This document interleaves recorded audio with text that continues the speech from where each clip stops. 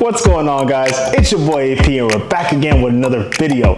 Listen guys, I'm hopping on here today because I wanted to share with you guys my new company that I am investing with in the marijuana industry.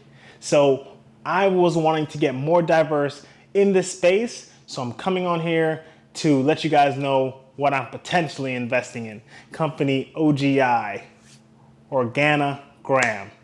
Ticker symbol OGI. Let's get right into the video.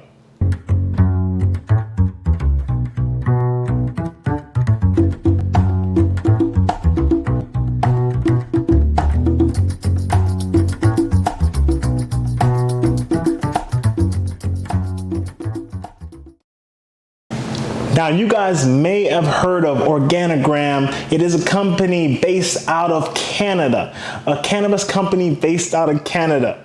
Sounds right. That just sounds right. Now, the company is currently trading at $4.23 after hours with a market cap of roughly 950 million, so close to that $1 billion market cap realization, which is really cool for them and hopefully for us soon if we're going to be investing, right? So we want to jump in to a quick clip. So I want to give you guys a little background about the company, but ideally I want you to hear it from the head chief, the CEO of the company, Mr. Greg Engel, as his interview that he did roughly 8 weeks ago with BNN Bloomberg. Let's jump right into the clip. Well, let's get to the man himself, Greg Engel, the boss of Organogram. Greg, thanks very much indeed for joining us. Just talk to us about the quarter, the profitability disappointing investors. Yeah, I think there's a couple key. I mean, this was a transition quarter for us, as David outlined. I think, so three big undertakings for us. One is, launch of our Shred and our value product offering, which, one of the highest demand products. We saw it consistently, for example, on the Ontario Cannabis Site's website as the #1 brand searched in the months of November and December. We didn't have enough of that product, though, to meet the consumer demand. So certainly one of the reasons we're ramping up production. I think the second thing is that we have undergone a portfolio revitalization that's been we've been working on for a number of months, and we've been launching a number of new high THC SKUs. And I think if people listening, watching, want to look on Reddit for some of those SKUs like Black Cherry, ICC, they'll see kind of the response that the consumer has had to those in particular. And our goal going forward is to bring more of those high THC, higher margin products to market. And the third thing, as David alluded to, is certainly automation, a focus for us not only on pre-roll production, but in other areas, continuing to ramp up not only staffing, but improvements in terms of process downstream. Now, but we are seeing more and more retail stores in Canada. Why did you sell less cannabis than you did the previous quarter? Just remind us of that. Yeah, I think part of it was, we had originally gone through some temporary layoffs early in the spring, and those converted to permanent layoffs in the summer. As we had existing inventory, we had looked to move it in space, so we'd reduced our cultivation. But what we saw is the shift in demand, right? Consumers are looking for more high THC product, and certainly we did not have enough of that. So again, that was our genetic program that's underway. So we just were not able to bring enough of that product to market in the time frame that was required to meet the demand, and that's why we're going through a process currently to add up to 130 staff right now, 100 in cultivation and 30 in packaging and processing. Puts us in a better position for Q3 and beyond. Profitability, consistent profitability has proved elusive for Organogram. When do you hope to fix that? We don't like to give forward guidance in terms of when we'll meet that point. I think one of the key things that investors should look at is we did have a positive cash flow from operations in this quarter of $300,000. 2 quarters ago, we also had positive cash flow from operations. So, certainly while we're not operating at full efficiency and there's some overhead considerations relative to that, relative to the product we are producing and selling, we're doing it in a positive manner, and that's one of the important things on a go-forward basis. You still haven't really made a foray into the States, and obviously a lot of investors think that's where the real growth is going to be. That's got to be a knock against you that you haven't found the right formula yet. Well, I think one of our things that we're focused on is we spent a lot of time over the last couple of years at looking at possible CBD entry points and just haven't found the right way to do that. We've had discussions with numerous consumer packaged goods companies in the past on possible, ways to enter with them in partnership, and just nothing has come to fruition. I think, our focus right now is developing innovative technologies and platforms and products like our Edison Remix dried powder formulation, which we believe, it's about having those innovative products that you can bring to market, whether or not that's directly ourselves or through a licensing deal with a partner in other jurisdictions like the U.S. And look, we are going to see movement in the U.S., but it's still hard to predict when that's going to be at this point, Andy. You guys heard what I heard: a reduction in quarter-over-quarter production as far as revenue. Not good. You heard layoffs. And you also heard they were not able to produce and keep up with the demand. So in face value, we're looking at three negatives, right? However, in my eyes, I do see three strikes for opportunity. So what I see here and what I heard, because keep in mind, guys, this interview took place over 8 weeks ago.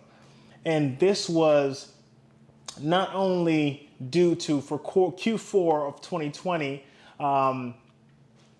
mid-COVID, Q4 2020, mid-Rona. So we understand what was going on there. There were massive layoffs, right? There was a big shift as we were getting ready for a change in presidency in the U.S. And having an indirect impact on the assumption of the future of the cannabis sector, meaning as the U.S. was converting to blue, we were also converting to green as far as cannabis goes, right? Not funny, got it.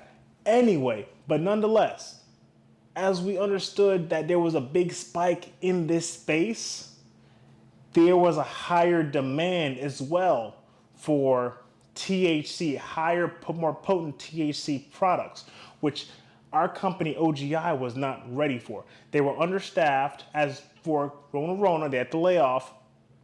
Demand spike quite basically at the worst time, as they weren't ready. And not only weren't they understaffed and not ready for the demand, it spiked in the wrong category of products that they were not primed to handle that demand.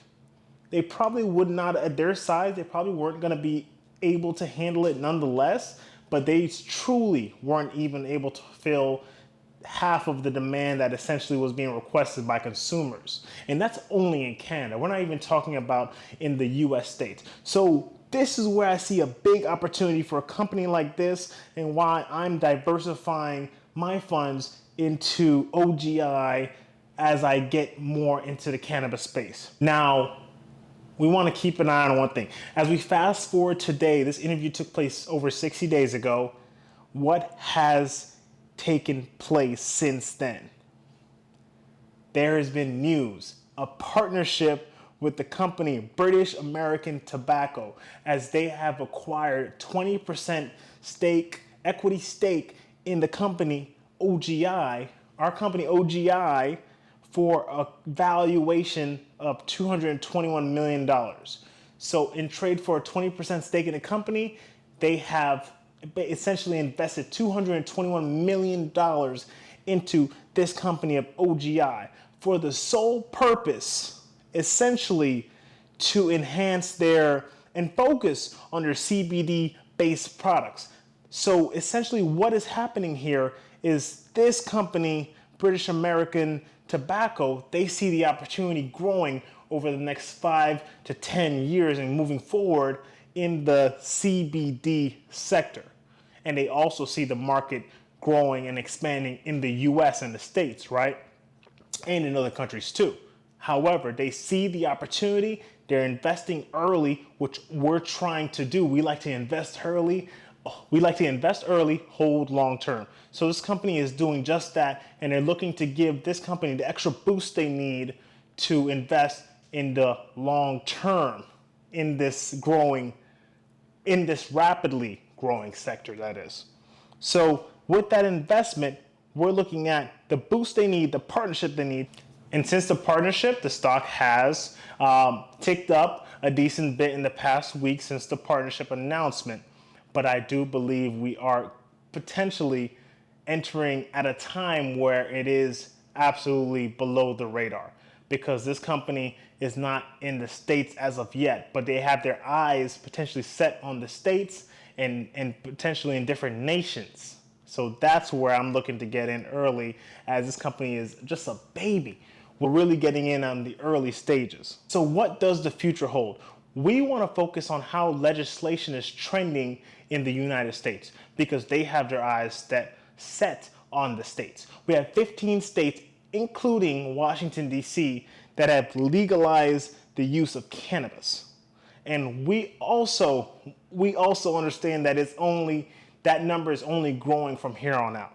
So we need to make sure we understand that. And not only the use of cannabis, but they're primarily focused on the more potent THC products and CBD based products. The popularity is growing amongst Americans, and that cannot be ignored. So, and also we can go into how Mexico is on the verge of being the next country to legalize the use of recreational marijuana. But that's icing on the cake, right? So not only does this company have positive cash flow as far as their operations are in hand, and they're not yet profitable, but we're not looking for that when it comes to these long-term buy and hold opportunities, right? Once again, I'm coming in here just to buy this as a diversification in my marijuana stocks, right? But we do have this great opportunity. So what do I see? I do see short-term potential of over the next 60 days. We do have a potential to experience another 25% growth, to where you can get in and get out over the next 2 to 3 months and cash in your 20% growth, even from right here at $4.23 per share. However, I'm looking more long term. By the end of 2021, I do see this company potentially trading at the $8 mark. And that's conservative in my opinion, as more states start legalizing the use of recreational marijuana and legalizing marijuana as a whole. You'll start seeing even more aggressive trend and investor funds shifting towards this industry as we've seen in the past. So guys, I just wanted to get on here. I like to keep it short and sweet.